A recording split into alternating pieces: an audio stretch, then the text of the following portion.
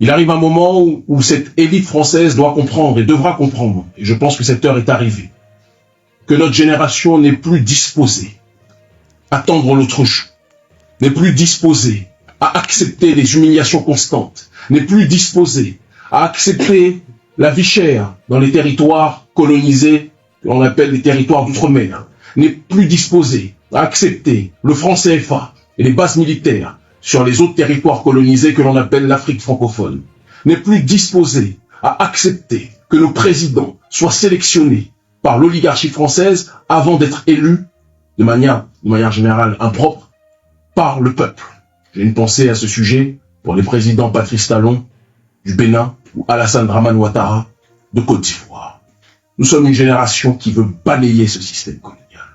Une génération qui ne veut plus accepter les négociations fallacieuses avec les billets mis en dessous de la table pour arranger quelque part les élites colonisées et faire en sorte que nos territoires puissent continuer à leur appartenir. Nous sommes en 2024. Des gens depuis des siècles se sont levés, se sont battus pour que nos peuples puissent être libres. Ces gens qui se sont levés ont toujours été diabolisés, ont toujours été présentés comme des extrémistes, ont toujours été présentés comme des racistes. Parce que dans le système colonial, celui qui se lève et qui se bat, celui ou celle qui se lève et qui se bat pour ses droits, est présenté comme un pendant que celui qui asphyxie, qui opprime, est présenté comme un citoyen normal, vertueux.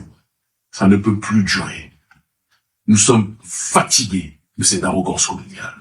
Nous sommes fatigués de cette brutalité coloniale, politique, économique et sociale.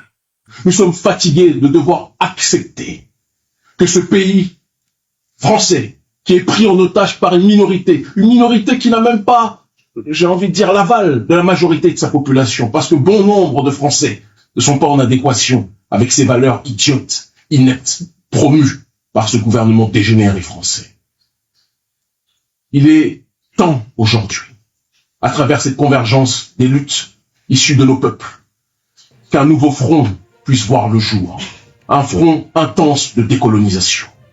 Un front intense d'autodétermination. Le panafricanisme, c'est l'unité des diverses formes d'africanité dans le but d'obtenir une collective souveraineté. Nous élargissons ce processus à travers l'alliance avec nos peuples et les différents peuples opprimés, d'accord, en disant que c'est l'unité de nos diverses identités dans le but d'obtenir une collective souveraineté qui permettra à nos peuples plus que jamais de résister. Divisés, nous sommes fragilisés. Unifiés, nous sommes imbrisables. Le président Emmanuel Macron pensait qu'en prenant justement la présidence, il allait pouvoir accentuer ce processus colonial et renforcer le statut de puissance mondiale d'une nation française en déliquescence. Manque de peau pour lui, il a pris le pouvoir à la période où notre génération a décidé de se lever. Et je vous le dis, nous sommes la facture de nos ancêtres. Et ce qu'ils ont commencé, nous allons le terminer. En l'honneur de nos aïeux morts au combat, en l'honneur de nos mères qui se sont sacrifiées, en l'honneur de nos pères qui sont tombés. Nous allons finir ce qu'ils ont commencé. Et personne ne pourra nous arrêter. J'ai été, avec mon collaborateur, arrêté par les services secrets français, sur ordre de la présidence française, et en collaboration avec le pion du système néocolonial français, qui est le président de mon pays, le Bénin, Patrice Talon. J'ai été arrêté parce que le gouvernement français estime que le combat contre le colonialisme que nous menons est un combat qui met en péril ses intérêts sur le continent africain et dans la diaspora. Au XXIe siècle, aucun peuple n'a à devoir subir les affres du colonialisme. Chaque peuple a le droit à l'autodétermination. Chaque peuple a le droit de pouvoir jouir de son territoire, de son sol. Il n'est pas normal qu'un pays comme la France, dirigé par cette engeance coloniale, puisse avoir le contrôle de territoires qui sont installés à des centaines de milliers de kilomètres de son espace naturel. C'est du colonialisme. Il faut être capable de le dire.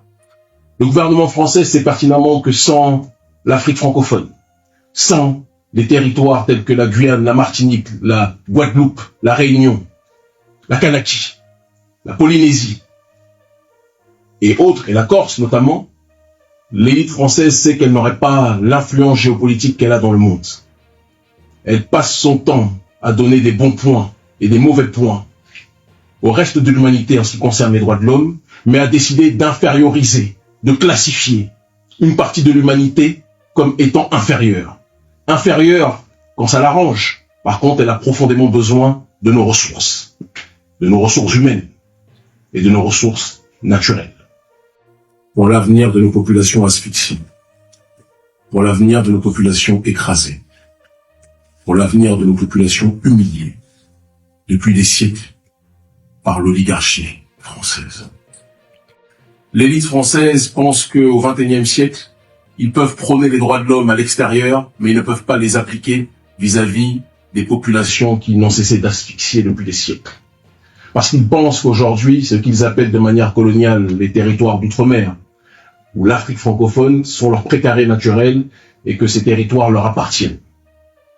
Parce qu'ils pensent que les populations que nous sommes, la population noire que nous sommes, que nous constituons, représentent du bétail et un bien meuble qui leur appartiendra ad vitam aeternam.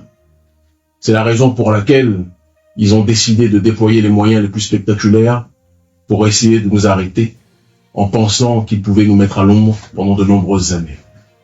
Malheureusement, dans notre tradition, il y a un adage qui dit « Le colon fait ses plans, Dieu fait les siens, et Dieu est le meilleur des planificateurs. » Nous sommes aujourd'hui libres, et nous allons pouvoir parler avec fluidité au gouvernement français et à ces marionnettes qui sont à la tête de nos États, que ce soit en Afrique ou qui sont à la tête de nos territoires, dans les territoires colonisés, appelés de manière coloniale d'outre-mer. Qui est Kémy Séba? Kémy Séba, 42 ans, homme noir au XXIe siècle, panafricaniste, un homme qui est maladivement attaché à la défense de la souveraineté de son peuple, du continent africain, de la diaspora, et par extension, attaché aussi au droit à l'autodétermination de tous les peuples du monde entier, et plus particulièrement des peuples du Sud global. Ce qui fait qu'un opprimé qui se trouve à n'importe quel endroit du globe, il aura toujours ma solidarité. C'est pour moi une priorité. Mais je n'ai jamais fait de mystère sur le fait que je me bats en ce siècle en priorité pour la défense des droits de notre peuple. Mais évidemment, vos détracteurs utilisent d'autres qualificatifs. En parlant de vous, on vous a notamment accusé d'antisémitisme, par exemple, et aussi d'hostilité, de déloyauté manifeste envers la France, surtout quand vous avez brûlé votre passeport devant des caméras, ce qui vous a valu d'ailleurs une déchéance de la nationalité française. Merci infiniment. Merci.